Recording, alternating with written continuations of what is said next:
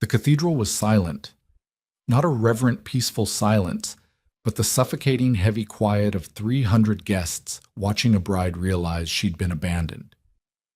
Josephine stood at the altar, clutching her bouquet of white hydrangeas until her knuckles turned a stark, bruised white. Nathaniel wasn't coming. He was already across the city exchanging vows with a steel heiress who could buy him the world. He thought he was leaving a nobody at the altar. He didn't know the woman he humiliated was the runaway daughter of a king. The morning of the wedding had been deceivingly perfect, bathed in the soft golden light of late September. Josephine Miller, or rather the woman the world knew as Josie Miller, sat in the cramped bridal suite of St. Jude's Parish, staring at her reflection in a tarnished mirror. Her dress was simple, bought off the rack from a boutique downtown, altered by her own hands late into the night. It possessed none of the silk diamonds or hand-woven lace she had worn in her past life. But she didn't care. She was marrying Nathaniel Hastings, the brilliant, ambitious architect who had swept her off her feet in a local coffee shop 2 years prior. Josephine had spent 4 years hiding from her true identity. She had fled the suffocating protocol, the arranged alliances, and the heavy crown of the Kingdom of Laurentia. Her father, King Maximilian, had demanded she marry a foreign duke to secure a trade route. Instead, Josephine had disappeared into the bustling anonymity of Boston, taking a job as an archivist living in a studio apartment and relishing the freedom of being entirely unremarkable. Nathaniel loved her for her, she believed. He didn't know about the palace, the royal guard, or the billions in sovereign wealth. He just knew Josie. But as the grandfather clock in the parish hallway struck 2, a cold dread began to pool in Josephine's stomach. Nathaniel was late. Outside the heavy oak doors, the murmur of the congregation grew restless. The organist had cycled through the prelude 3 times. Josephine's lone bridesmaid, a co-worker named Hannah, kept checking her phone, her brow furrowing deeper by the minute. Maybe there's traffic. Hannah offered, her voice tight with unconvincing optimism. You know how Interstate 93 gets. Josephine didn't answer. She felt the sudden sharp sting of intuition. Nathaniel was meticulous. He was a man who planned his life down to the minute, obsessed with schedules, optics, and climbing the social ladder.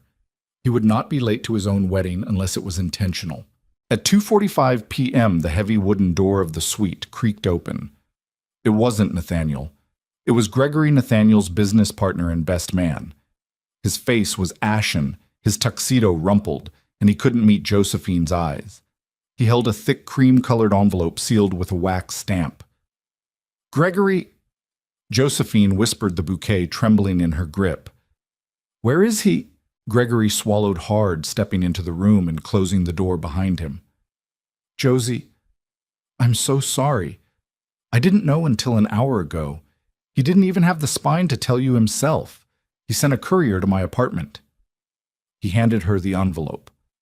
The wax seal bore the crest of the Harrington family, one of the wealthiest industrial dynasties on the eastern seaboard. Josephine broke the seal. The letter was handwritten, brief, and entirely devoid of remorse. Josie, I cannot go through with this. You are a wonderful woman, but my vision for the future requires resources and doors that you simply cannot open for me. By the time you read this, I will be marrying Penelope Harrington at her family's estate. It's not about love, Josie. It's about empire. Please don't make a scene. I have paid the church for the inconvenience. Nathaniel. Josephine stared at the ink. The words blurred not from tears, but from a sudden blinding rush of absolute shock. Penelope Harrington, the billionaire heiress. Nathaniel had been consulting on a massive commercial project for Harrington Steel for the past 6 months. He had spent late nights at their corporate headquarters weekends playing golf with Penelope's father.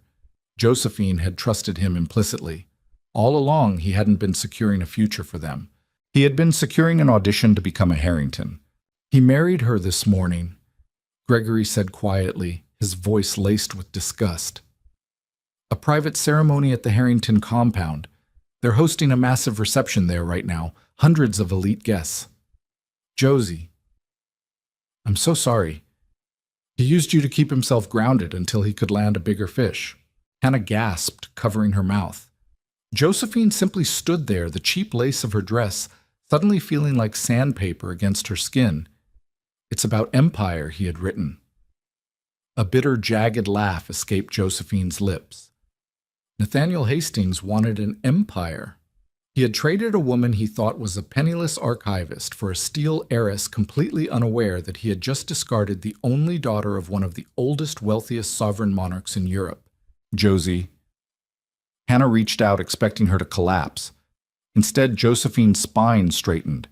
The slouch of Josie Miller vanished, replaced by the rigid, flawless posture ingrained in her by a lifetime of royal tutelage.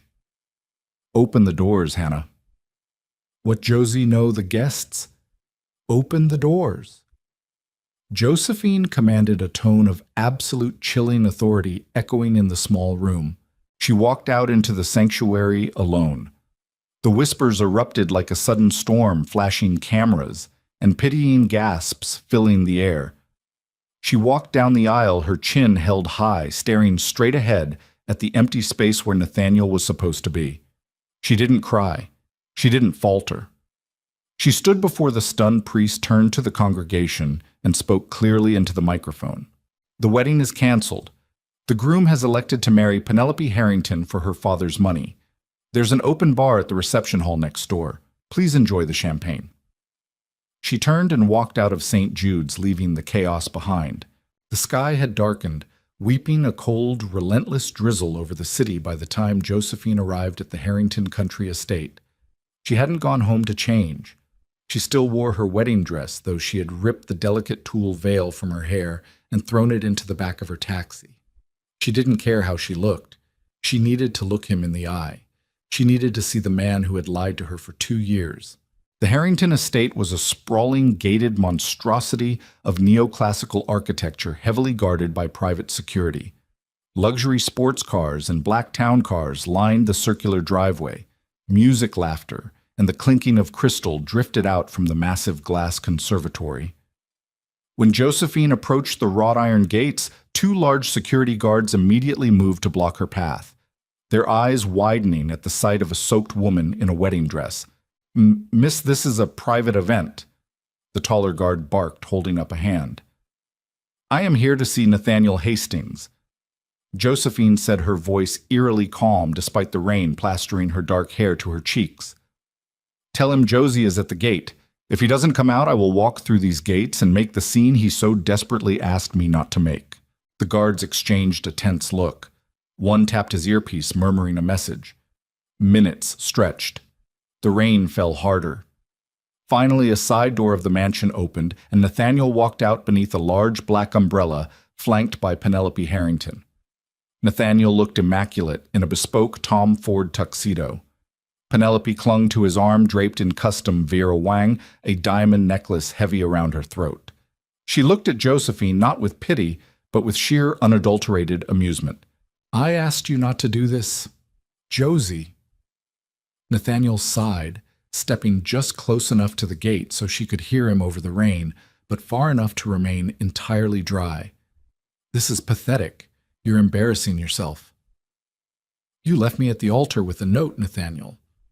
Josephine said, her voice steady, her eyes locked on his. 2 years. You told me you loved me yesterday." "And I did," Nathaniel said smoothly, adjusting his cuffs. "In a way. You're a sweet, simple girl, Josie. You make a great cup of coffee and you're easy to be around, but look at this." He gestured to the sprawling mansion behind him. "Love doesn't pay the mortgages on estates. Love doesn't buy commercial real estate or secure international contracts. You are an archivist making $40,000 a year. Penelope is a kingdom. I am a man of ambition. Surely you can understand the math. A kingdom?" Josephine repeated the word, tasting like iron on her tongue. Penelope laughed, a high grating sound. "Give her $100 for a cab, Nate. I don't want her dripping on the pavement when my father's business associates arrive. Go home, sweetie. You were out of your depth the moment he met me." Nathaniel reached into his pocket, pulling out a sleek leather money clip. He actually had the audacity to peel off $200 bills and slide them through the iron bars of the gate. "Go home, Josie. Build a quiet little life for yourself. We are operating in two completely different worlds now. Josephine looked at the wet bills on the asphalt. She didn't yell. She didn't scream. The betrayal had burned hot for an hour, but now it was freezing into something much more dangerous. A cold, calculating calm settled over her. Nathaniel was right. They were in completely different worlds. He had just severely miscalculated which one of them was at the bottom. "You're right, Nathaniel," Josephine said softly. "You chose a kingdom." She turned on her heel and walked away into the rain, leaving the money on the ground. She walked for 3 blocks until she found a dry awning outside a closed pharmacy. Her hands were shaking not from sorrow, but from a terrifying dormant power waking up inside her blood. She reached beneath the bodice of her wedding dress and unpinned a small, heavy object she had kept hidden for 4 years. It was a solid gold signet ring bearing the crest of the royal house of Laurentia, a rampant lion holding a shattered sword. She pulled her cell phone from her pocket. The screen was cracked, the battery low. She dialed a number that was entirely unlisted, an encrypted line routed directly to a heavily fortified palace 3,000 miles away. It rang exactly twice. "Royal Switchboard, state your clearance," a crisp, militaristic voice answered. "Clearance protocol, Crown Lion Iron." Josephine said, her voice hardening. "This is Her Royal Highness Princess Josephine Marguerite of the House of Valois. Put me through to the king." There was a sharp intake of breath on the other line. "Princess, yes, Your Highness, immediately." A tense silence followed. Then a deep, gruff voice echoed through the speaker, a voice that commanded millions. "Josephine!" "Hello, father," she said, staring out at the Boston skyline. "Mosam, 4 years." King Maximilian growled, though beneath the anger there was a profound tremor of relief. "My operatives have scoured the globe and you call me from a civilian line. Have you finally tired of playing a peasant?" "I have," Josephine said flatly. "Are you coming home?" "I am, but I require a wedding present first." "You aren't married. The intelligence network would have informed me. I was supposed to be." "He left me at the altar today, father. He chose a local industrialist's daughter because he believed I was poor and she was a kingdom." A terrifying, heavy silence fell over the line. King Maximilian was a man who had authorized drone strikes and crushed economic rebellions. The idea of a commoner humiliating the sole heir to his throne was not a matter of heartbreak. It was an act of war. "What do you need, my daughter?" The king asked, his voice dropping to a lethal whisper. "I am sending you an address." Josephine said, her eyes flashing in the streetlights. "I want the vanguard. I want the Harringtons broken. I want them to see exactly whose kingdom they decided to cross." "Consider it done. Hold your position. The king's army is coming to America." 2 days later, the Harrington country estate was hosting the event of the decade, a lavish post-wedding brunch meant to cement Nathaniel Hastings' introduction to the absolute pinnacle of high society. The rolling green lawns were covered in white silk tents. Governors, senators, and Wall Street titans mingled, sipping imported mimosas. Nathaniel stood at the center of it all, a champagne flute in hand, laughing at a joke made by a prominent federal judge. He felt invincible. He had shed his past, discarded the dead weight of his old life, and ascended to the pantheon of the elite. Penelope was holding court near the ice sculptures, bragging about their upcoming month-long honeymoon in Monaco. Everything was perfect, until the sky began to vibrate. It started as a low, thrumming hum vibrating the crystal glasses on the tables. Guests paused, looking up at the clear blue sky. The hum escalated into a deafening roar. Suddenly breaking over the tree line came 3 massive pitch-black Sikorsky UH-60 Black Hawk helicopters. They didn't bear the markings of the U.S. military or local police. Instead, emblazoned on their sides in brilliant gold was a crest, a rampant lion holding a shattered sword. "What the hell is that?" Penelope's father, Arthur Harrington, shouted over the rotor wash as the wind tore through the silk tents, knocking over floral arrangements and shattering glasses. The helicopters didn't land gently. They aggressively descended directly onto the manicured golf course, tearing up the turf. Before the rotors even slowed, the doors slammed open. Out poured dozens of heavily armed elite soldiers in sleek, obsidian black tactical uniforms. They moved with terrifying, synchronized precision, forming a perimeter around the brunch. These weren't private security guards. These were the first Royal Infantry, the vanguard of Laurentia. Panic erupted. Senators ducked behind tables. Security guards reached for their weapons, but the vanguard soldiers instantly leveled automatic rifles at them, shouting commands in a harsh, guttural language. Stand down immediately!" barked General Montgomery, a towering man with a scarred face stepping out of the lead helicopter.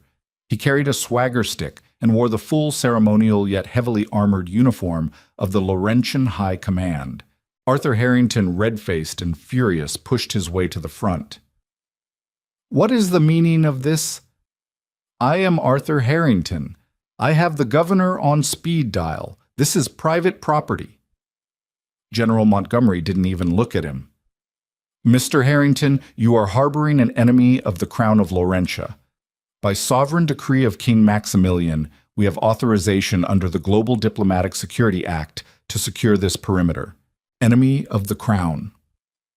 Nathaniel stammered, his face draining of all color. He stepped forward, clutching Penelope's hand. "There's a mistake. We are businessmen. We don't know anyone from Laurentia." "Oh, Nathaniel," a voice rang out, cutting through the chaos like a diamond through glass. "You always were terrible at geography." The crowd parted. From the center helicopter stepped a woman, but she was entirely unrecognizable to the man who had abandoned her 48 hours prior. Josephine descended the steps. Gone was the mousy brown hair, the cheap, off-the-rack clothing, the timid posture. She was draped in a breathtaking floor-length coat of midnight blue velvet embroidered with gold thread. Beneath it, she wore a pristine, tailored white suit. On her chest gleamed the Star of Valois, a diamond brooch worth more than the entire Harrington estate. Her hair was swept back, crowned not with a tiara, but with the undeniable, terrifying aura of absolute authority.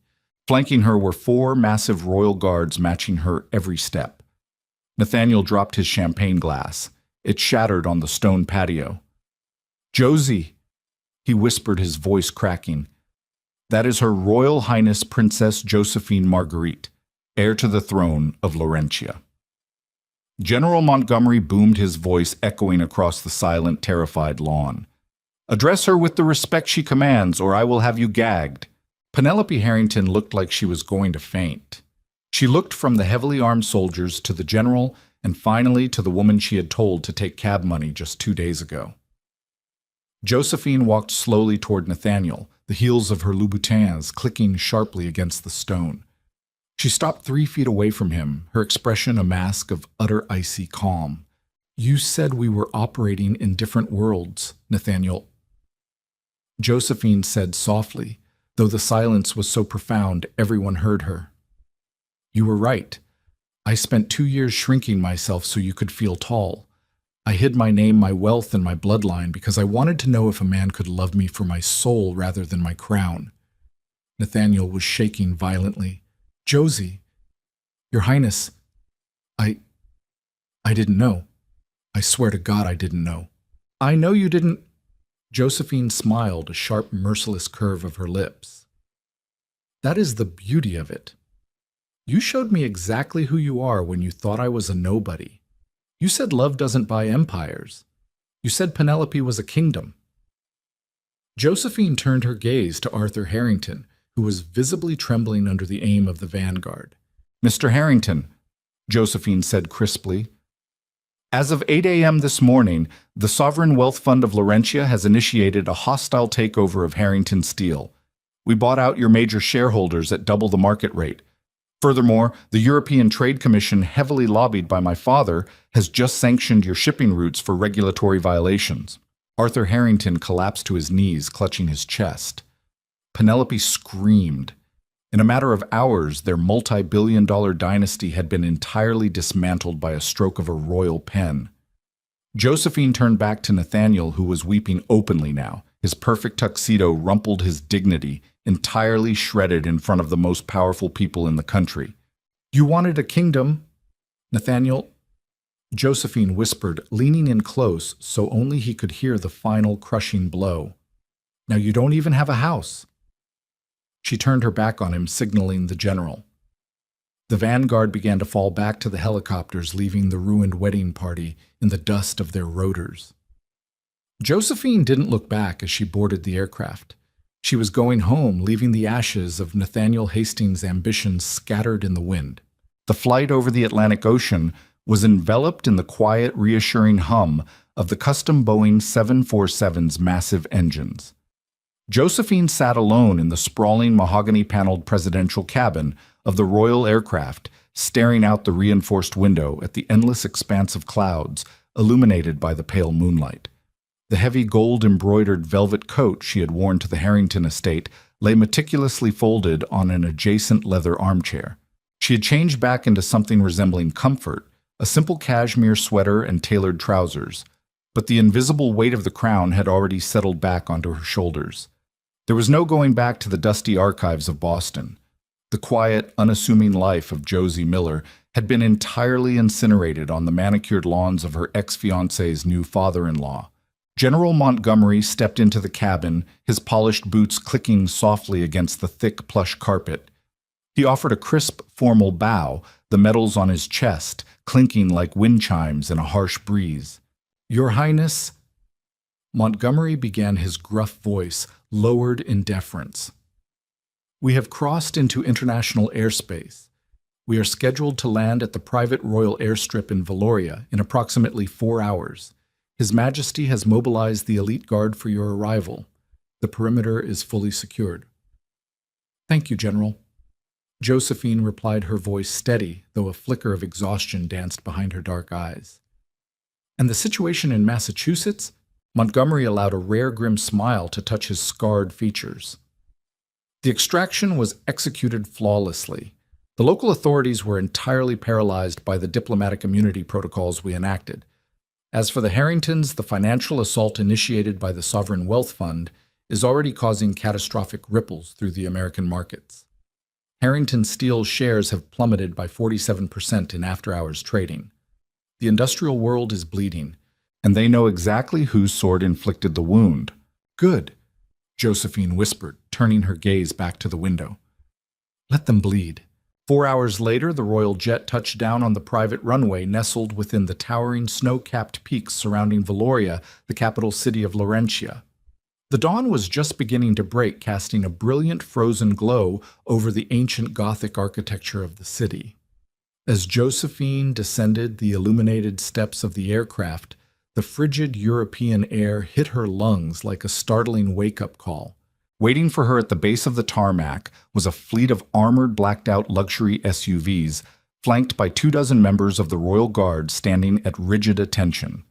But it was the solitary figure standing in front of the lead vehicle that made Josephine's breath catch in her throat. King Maximilian was a man sculpted from stone and sovereign duty. Despite his advancing years, his posture was as straight and unyielding as a forged blade. He wore a heavy wool overcoat draped over his broad shoulders. His silver hair neatly swept back, his piercing gray eyes locked onto his daughter. For 4 years they had been estranged, a silent battle of wills between a father who demanded absolute obedience and a daughter who craved ordinary freedom. As Josephine walked toward him, the guards parted. She stopped 2 feet away, the heavy silence of the mountain air wrapping around them. She did not bow. She was his heir, the future queen, and she had just waged her first war. "You look tired, Josephine," Maximilian said, his deep baritone cutting through the howling wind. "I had a rather demanding weekend, Father," she replied, her chin tilted slightly upward. A heavy, breathless moment passed between them. Then the ruthless monarch, the man who moved global markets and commanded armies, stepped forward and wrapped his arms around his daughter. It was a fierce, crushing embrace betraying the terrifying panic he had harbored for 4 long years. "You are home," Maximilian murmured into her hair, his voice thick with a fiercely guarded emotion. "That is all that matters. You survived your little rebellion." "It wasn't a rebellion," Josephine corrected softly, stepping back to meet his gaze. It was an education. I needed to see the world without the shield of our wealth. I needed to understand what people truly are when they think you have nothing to offer them. Maximilian nodded slowly, a dark, dangerous glint appearing in his eyes. And what did you learn, my daughter? I learned that power is the only universal language. Josephine stated flatly, the image of Nathaniel's sneering face flashing in her mind. And I learned that I am done apologizing for having it. The drive to the royal palace was a blur of flashing sirens and heavily guarded escorts. By the time they arrived at the sprawling, centuries-old fortress of white marble and gilded gates, the global media had already caught wind of the spectacle in Boston. The internet was practically collapsing under the weight of the scandal. Leaked smartphone footage from the Harrington brunch showed the terrifying descent of the Vanguard helicopters and the jaw-dropping transformation of the supposedly destitute bride. Headlines screamed across international news networks in a dozen different languages. Runaway princess destroys American billionaire. The wrath of Laurentia, and from altar to ashes. The architect who betrayed a crown. Josephine's face, both as the plain, heartbroken archivist and the terrifying regal heir, was plastered across every screen on the planet. Inside the cavernous war room of the palace, Maximilian poured 2 glasses of aged cognac, handing one to his daughter. The walls were lined with massive digital displays tracking global stock market satellite feeds and international news networks. The Prime Minister of the United Kingdom has called twice to express his amusement. Maximilian chuckled darkly, taking a slow sip of his drink. And the American President's office reached out to ensure our little financial maneuver won't destabilize their broader economy. I assured them our vengeance is strictly targeted. Josephine looked at the screens, watching the red numbers plummet next to the Harrington steel ticker symbol. They thought they were untouchable, she murmured.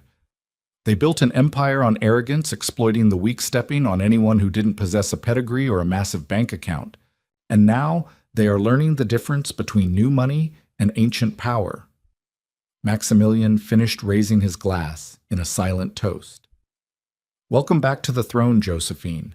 Now let us finish dismantling the vermin you left behind. 3,000 miles away, the Harrington country estate resembled the aftermath of a devastating hurricane.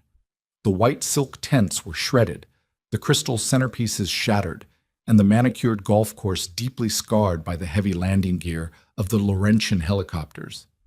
But the physical destruction was nothing compared to the apocalyptic atmosphere inside the mansion. Winston Harrington.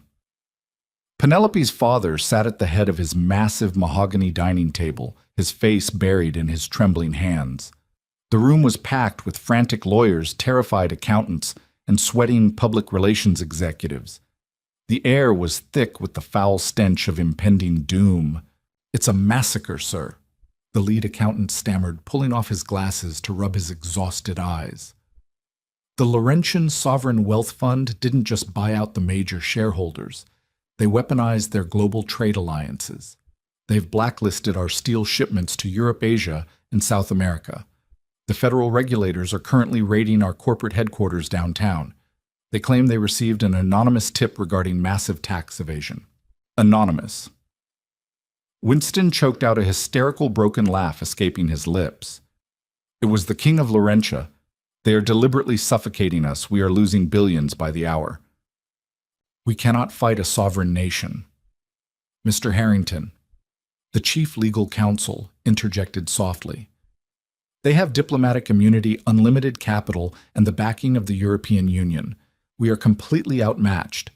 If we don't file for Chapter 11 bankruptcy, by tomorrow morning, the creditors will seize your personal assets, the estate, the yachts, the offshore accounts, everything. Upstairs, the master bedroom was a war zone of a completely different nature. Penelope Harrington was screaming. She paced the length of the luxurious room, throwing expensive vases, designer shoes, and framed photographs at the walls. Nathaniel stood near the doorway, pale, sweating, and looking like a man who had just been sentenced to the guillotine. "You stupid, arrogant, pathetic parasite!" Penelope shrieked, her voice hoarse from hours of screaming. She picked up a heavy silver hairbrush and hurled it directly at his head. Nathaniel ducked the brush, smashing into the antique mirror behind him, showering the Persian rug with shards of reflective glass. "Penelope, please!" Nathaniel begged, holding his hands up in a desperate, trembling gesture of surrender. "You have to listen to me. I had absolutely no idea. She lied to me. She manipulated me. She told me she was an orphan from the Midwest. She is the heir to a European dynasty, you absolute moron." Penelope screamed, her perfectly manicured hands pulling at her hair. "She is worth more than my entire family, 10 times over, and you dumped her at the altar for me. Do you have any idea what you have done? You brought the wrath of a billionaire king onto my father's head. We are ruined. We are completely ruined because of your pathetic social climbing, Chow.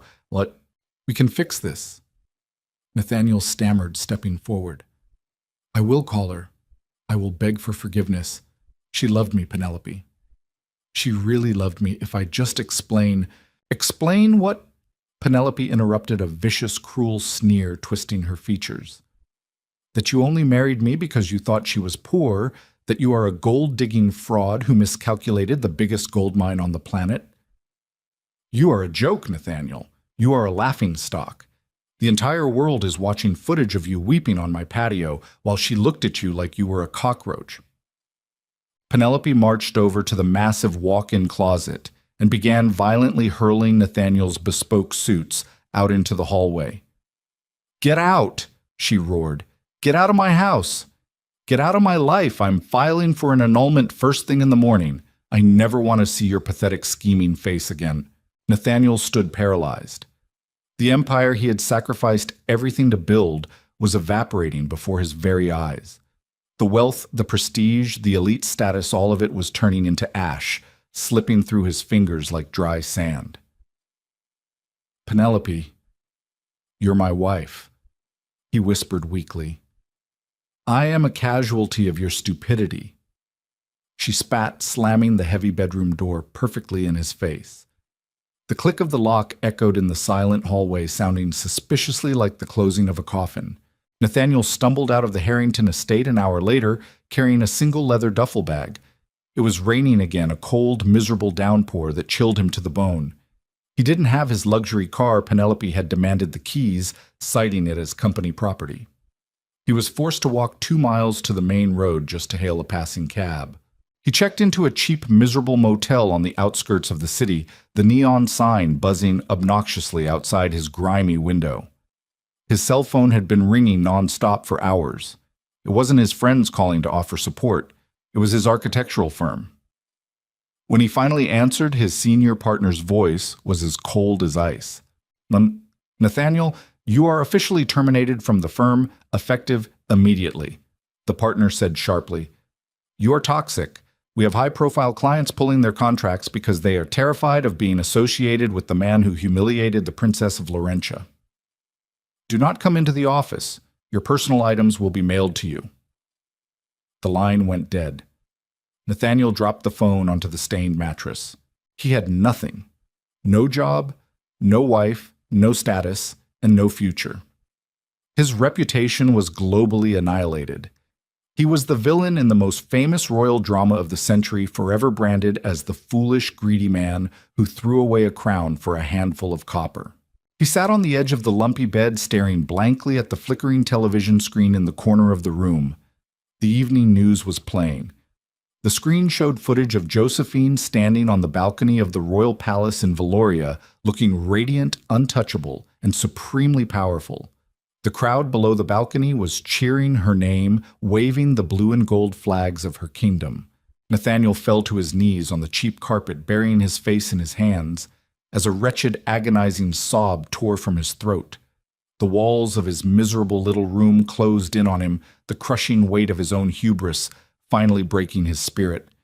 He had wanted to climb to the top of the world, but he had failed to realize that the woman he left behind already owned it.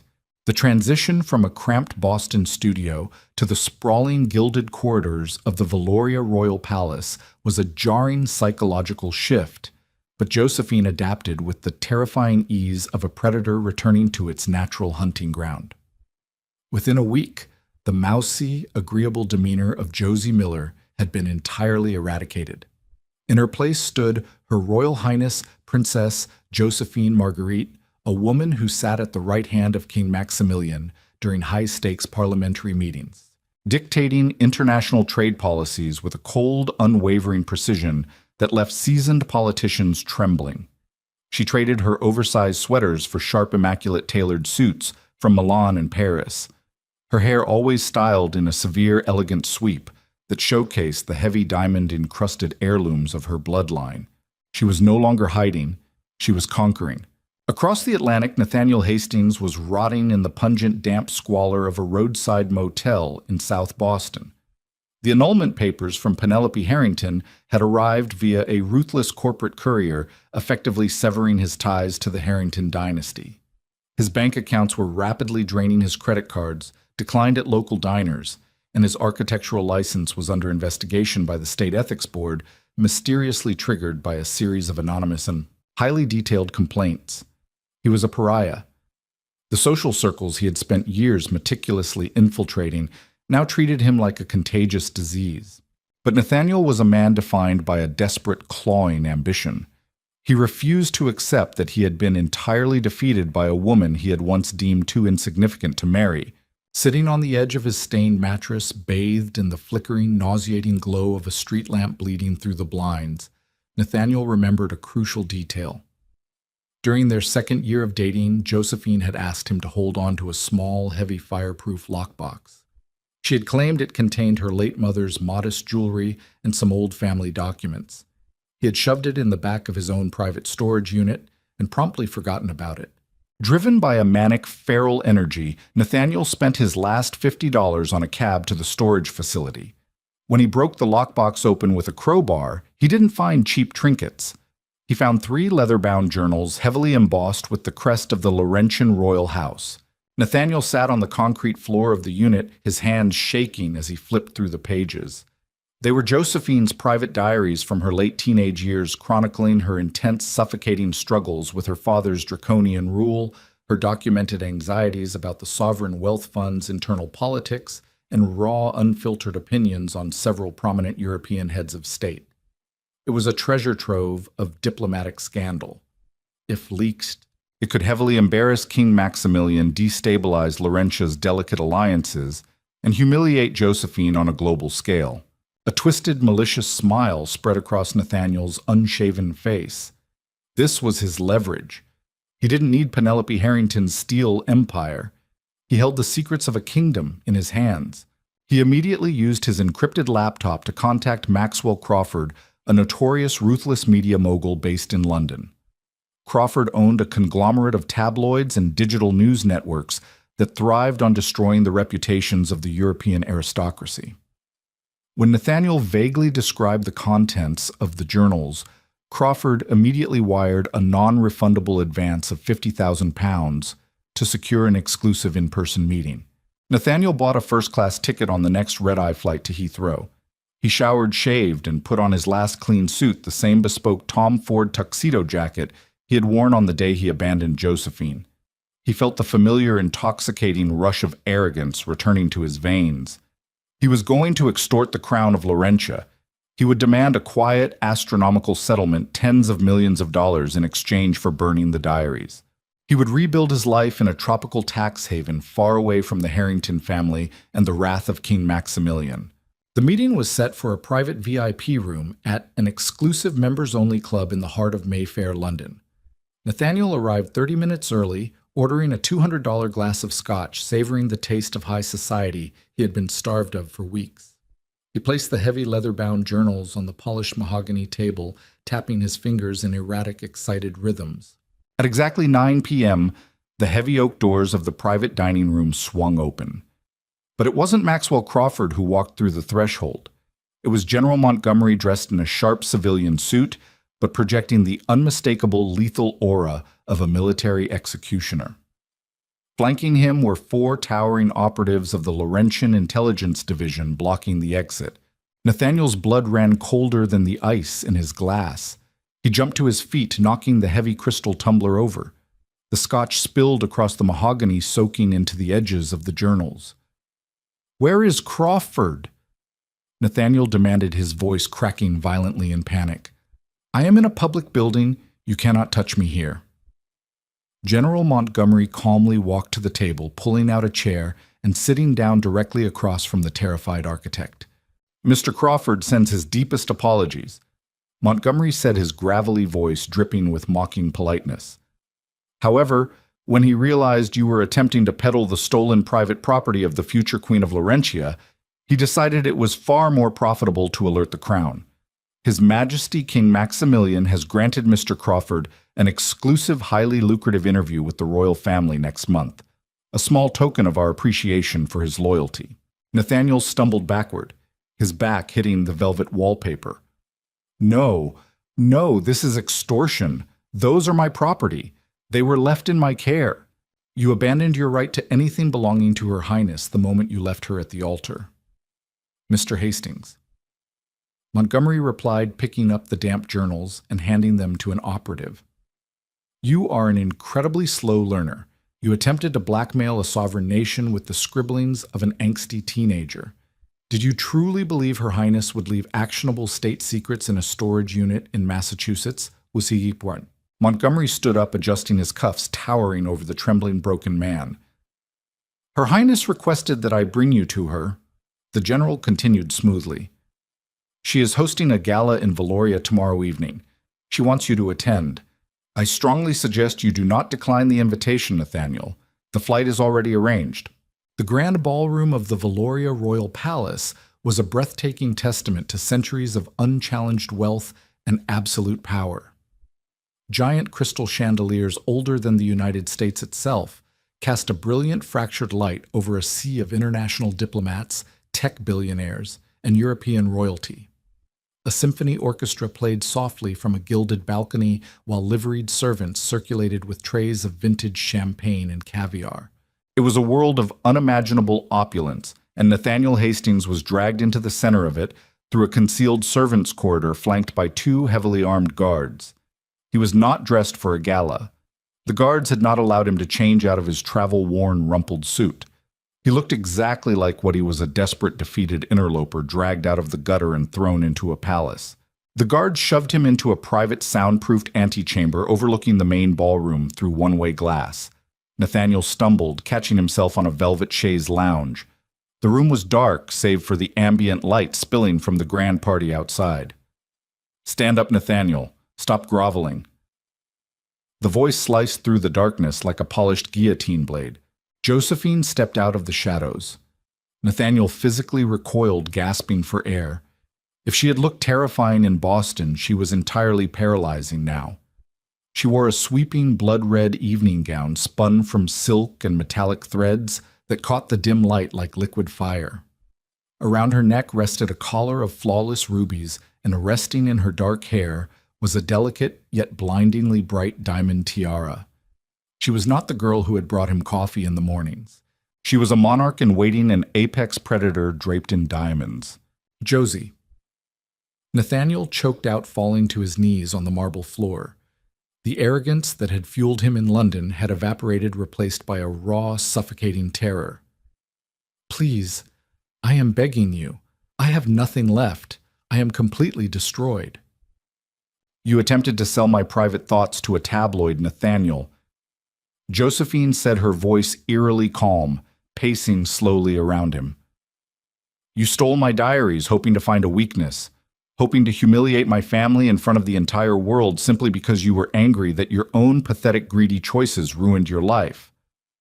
I was desperate, he wept, covering his face. I have no money, I have no career. The Harringtons destroyed everything. The Harringtons did nothing, Josephine corrected softly, stopping right in front of him. I did. I orchestrated the buyout. I directed the tax audits. I instructed Penelope to sever ties. Did you honestly think that arrogant, spoiled heiress suddenly developed a moral compass on her own? I gave her a choice: annul the marriage and cast you into the street, or watch her family's entire legacy burn to the ground in a week. She chose her kingdom over you, Nathaniel, just as you chose her over me. Nathaniel looked up, his eyes bloodshot and wide with sheer, unadulterated horror. Josephine had not merely reacted to his betrayal, she had orchestrated his absolute microscopic destruction from a continent away. "You controlled her," he whispered, his mind fracturing under the weight of the revelation. "I control a great many things," Josephine said, gesturing gracefully to the one-way glass overlooking the ballroom. "Look out there, Nathaniel. Tell me what you see." Trembling, Nathaniel pulled himself up and looked through the glass. He saw the richest, most powerful men and women on the planet laughing, drinking, and maneuvering for influence. "I see the elite," Nathaniel mumbled. "You see my guests?" Josephine corrected coldly. "You see people who require my permission to trade, to expand, to exist in the highest echelons of global power. For 2 years you lectured me about ambition. You told me I was small. You told me I didn't understand how the world truly worked. You said you needed to marry Penelope because she could open doors for you." She stepped closer, the scent of expensive custom perfume washing over him, suffocating him. "I don't open doors, Nathaniel. I own the building. I own the ground it sits on, and I own the locks." Josephine snapped her fingers. The heavy wooden doors of the antechamber opened, and 2 guards stepped in. "I brought you here so you could look through the glass at the world you desperately wanted to rule, and realize that you threw away the key," Josephine whispered, her voice dropping to a freezing absolute zero. "You are not going to prison. Prisons are for people who matter. You're going to be placed on a commercial flight back to Boston. You will be blacklisted from every architectural firm, bank, and social registry on the planet. You will live the rest of your life entirely unnoticed, exactly as you accused me of being." "Josie, please, for the love of God, have mercy," Nathaniel screamed as the guards grabbed him by the arms, dragging him backward toward the servants' exit. "My name is Her Royal Highness Princess Josephine," she replied, not blinking, not flinching, not feeling a single ounce of pity as she watched him thrash and weep. "And I have run out of mercy for common thieves." The doors slammed shut, cutting off his pathetic wailing cries. Josephine stood alone in the quiet antechamber for a long moment, listening to the soft, elegant strains of the orchestra bleeding through the walls. The rage that had burned in her chest for weeks finally extinguished, leaving behind a cold, powerful clarity. She adjusted the heavy ruby necklace at her throat, smoothed the silk of her gown, and turned toward the doors leading out to the ballroom. She had left a naive, hopeful girl at an altar in Boston. But as the heavy double doors swung open and the entire ballroom fell into a hushed, reverent silence at the sight of her, she knew exactly who had returned. The king's army had brought her home, but Josephine Marguerite was finally ready to rule her own empire. The passing of 12 months did not soften Princess Josephine. It systematically forged her into an unbreakable sovereign weapon. The woman who had once sought refuge among the dusty, forgotten archives of a Boston municipal library now navigated the treacherous gilded halls of the Laurentian Parliament with the lethal, predatory grace of a born monarch. The kingdom of Laurentia, nestled securely among the impenetrable snow-capped mountain ranges of Central Europe, was a nation of profound, ancient wealth built meticulously on centuries of strategic alliances, banking dominance, and ruthless economic expansion. Under King Maximilian's aging but iron grip, the sovereign nation had flourished. But as Josephine permanently took her seat at the right hand of the High Council, it became abundantly clear to the global elite that she intended to drag her nation into a terrifying new era of absolute, unassailable global dominance. She did not merely participate in the ruling of the country, she aggressively overhauled it. Recognizing the shifting tides of the modern world, Josephine launched a series of brutal, highly effective economic reforms that shocked the European continent. She was no longer hiding her brilliance to make mediocre men feel comfortable. However, her rapid consolidation of power did not go entirely unchallenged. The older, deeply entrenched aristocratic factions within the parliament viewed her sudden transformation with deep suspicion. They whispered behind their velvet-gloved hands about her time in America, questioning her loyalty and her psychological stability. The loudest among these detractors was Lord Percival Kensington, the immensely wealthy Duke of the Northern Provinces. Kensington was a man composed entirely of aristocratic arrogance and blatant misogyny.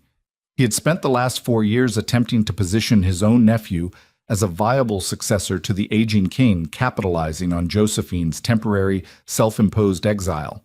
The boiling point arrived during the annual Winter Solstice Summit, a massive, highly publicized parliamentary gathering broadcast live across the nation. The Grand Parliamentary Chamber was a coliseum of carved mahogany and stained glass packed with hundreds of lords, ladies, and elected officials. Lord Kensington took the floor adjusting his spectacles, his voice dripping with condescension as he addressed the princess. "Your Royal Highness." Kensington began, his tone carrying perfectly through the massive, echoing chamber. "While we all applaud your sudden enthusiastic interest in the economic welfare of Laurentia, one must inevitably question the sustainability of your aggressive policies. You spent 4 years masquerading as a penniless librarian in an American slum. You engaged in common labor, fraternized with common citizens, and if the international press is to be believed, practically begged a common architect to marry you. How can this esteemed council blindly trust the fiscal judgment of a woman who is so easily deceived by a mere social climber?" A heavy, suffocating silence fell over the chamber. Hundreds of eyes darted toward the royal dais, where Josephine sat in a high-backed throne of carved obsidian. King Maximilian shifted, his jaw tightening, preparing to unleash his wrath upon the Duke. But Josephine raised a single commanding, perfectly manicured hand, stopping her father instantly. She stood up slowly. She wore a tailored, double-breasted suit of charcoal wool, the Star of Valois gleaming ominously on her lapel. She did not raise her voice. She did not show a single ounce of anger. Instead, she projected an aura of cold, calculating execution.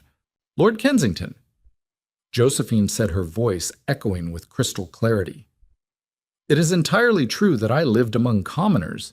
I worked for an honest wage, I paid taxes, and I learned precisely how the world operates when it is not shielded by billions of dollars in ancestral titles.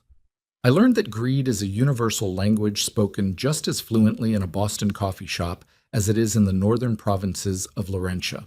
She signaled to General Montgomery, who stood at attention in the shadows. He immediately stepped forward, handing Josephine a thick black leather folder. "For instance," Josephine continued opening the folder, her eyes locking onto Kensington, like a sniper finding a target. "I learned how easily men of ambition will sell their integrity for a fraction of a kingdom, much like how you, Lord Kensington, secretly sold the mining rights of the northern provinces to a shell corporation funded by the Harrington Steel Corporation 18 months ago." Gasps erupted across the parliamentary floor. Kensington's face instantly drained of all color, transforming into a mask of pure, unadulterated panic. "By royal decree, any unauthorized liquidation of sovereign land to foreign entities constitutes high treason against the Crown of Laurentia. The Valois Accord, Section 4. I did not merely learn how to be deceived in America." "Lord Kensington," Josephine whispered, though the microphone carried the lethal softness of her voice to every corner of the room. "I learned how to dismantle deceivers.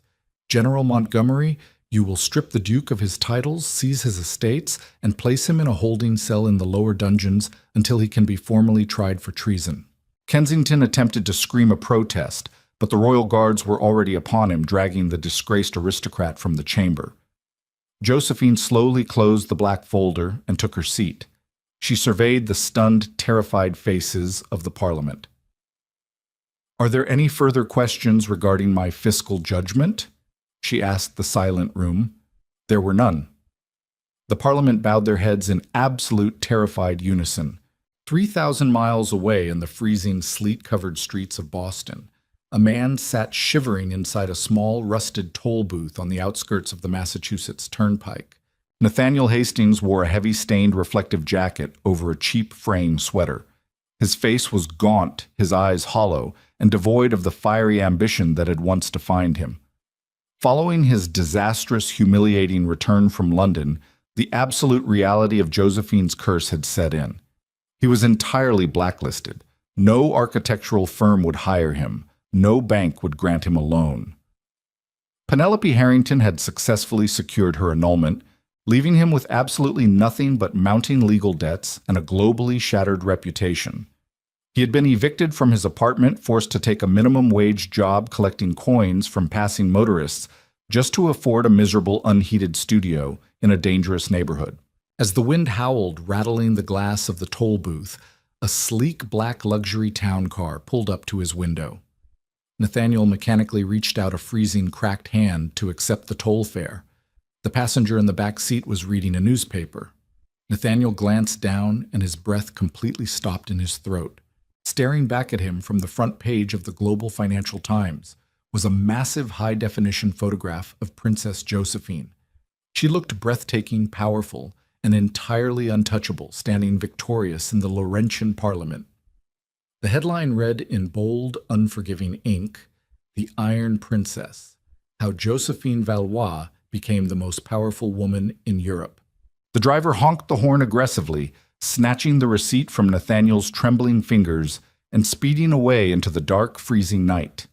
Nathaniel was left alone in the cold, staring at the empty highway, entirely consumed by the agonizing, suffocating knowledge that he had once held the universe in his hands, only to throw it away for a handful of dirt. 3 years passed. The world changed. Empires shifted. But the kingdom of Laurentia remained an immovable, unyielding fortress of prosperity and absolute power under the co-rulership of King Maximilian and Princess Josephine. However, even the most legendary monarchs must eventually bow to the relentless, undefeated march of time. In the late autumn of Josephine's 31st year, King Maximilian's health began to rapidly and irreversibly decline. He did not pass away in a state of tragedy or despair, but rather with the quiet, dignified satisfaction of a sovereign who knew his legacy was secure. On a quiet, snowy Tuesday morning, surrounded by his most trusted generals and his only daughter, the formidable king of Laurentia breathed his last breath, transferring the unimaginably heavy burden of the crown entirely to Josephine. The nation plunged into a deep, respectful period of mourning for 30 days. But a kingdom cannot survive without a ruler, and the machinery of state demanded a coronation. The Cathedral of St. Stephen in Valoria was a masterpiece of ancient Gothic architecture, a soaring, cavernous sanctuary constructed of white marble vaulted ceilings and massive, intricate stained glass windows that depicted the triumphant history of the Laurentian bloodline. It was a place designed to make human beings feel incredibly small and to make the monarchy appear entirely divine. As Josephine stood in the private, incense-heavy antechamber at the back of the cathedral preparing for the ceremony, her mind briefly, fleetingly drifted to another church a lifetime ago. She remembered the cramped, dusty bridal suite of St. Jude's Parish in Boston. She remembered the cheap lace of her off-the-rack wedding dress, the wilted bouquet of hydrangeas, and the suffocating, humiliating agony of realizing she had been discarded by a man she loved. She looked at her reflection in the towering gold-leafed mirror of the antechamber. She was not wearing cheap lace today. Josephine was draped in the coronation mantle, a heavy, breathtakingly massive cape of midnight blue velvet, lined with pure white ermine fur, and embroidered with thousands of flawless, crushed diamonds that caught the candlelight like a galaxy of stars. Beneath the mantle, she wore a structured gown of heavy white silk, representing the absolute purity and unyielding strength of her devotion to her country. General Montgomery, his chest now bearing the highest honors of the realm, stepped into the room and offered a deep, reverent bow. "Your Majesty," he murmured, using the title for the very first time. "The Archbishop is ready. The world is watching." "Thank you, General." Josephine replied softly, her voice steady, devoid of fear or hesitation. The heavy ancient oak doors of the cathedral swung open, and a grand thunderous symphony erupted from the massive pipe organ, shaking the very foundations of the building. Josephine began her long, slow walk down the central aisle. The cathedral was packed with thousands of guests. But these were not the pitying, gossiping co-workers and minor socialites who had attended her failed wedding. These were kings, queens, prime ministers, and presidents from every corner of the globe. They stood in absolute breathless reverence as she passed. She did not walk with the timid, hopeful steps of a bride. She walked with the measured, terrifying, and awe-inspiring cadence of an absolute ruler ascending to her rightful throne. When she reached the high altar, she knelt before the Archbishop of Laurentia. The ancient, heavy silence of the cathedral wrapped around her as he spoke the sacred centuries-old vows of the sovereign. Psalm, do you, Josephine Marguerite of the House of Valois, swear to protect the realm, to govern with justice and unyielding strength, and to dedicate your life, your blood, and your spirit entirely to the kingdom of Laurentia? The archbishop intoned his voice, echoing through the massive stone vaults. Josephine raised her head, looking out over the sea of powerful faces, and then looked up at the stunning light-filled stained glass above the altar. She thought of the heartbreak, the betrayal, the freezing rain in Boston, and the agonizing, beautiful journey that had led her back to herself. She did not need a man to build an empire. She was the empire. I swear it, Josephine said, her voice ringing out clear, powerful, and absolutely unbroken. The archbishop lifted the ancient crown of Valois, a heavy, magnificent ring of solid gold, embedded with massive sapphires and flawless diamonds, and placed it gently, firmly upon her head.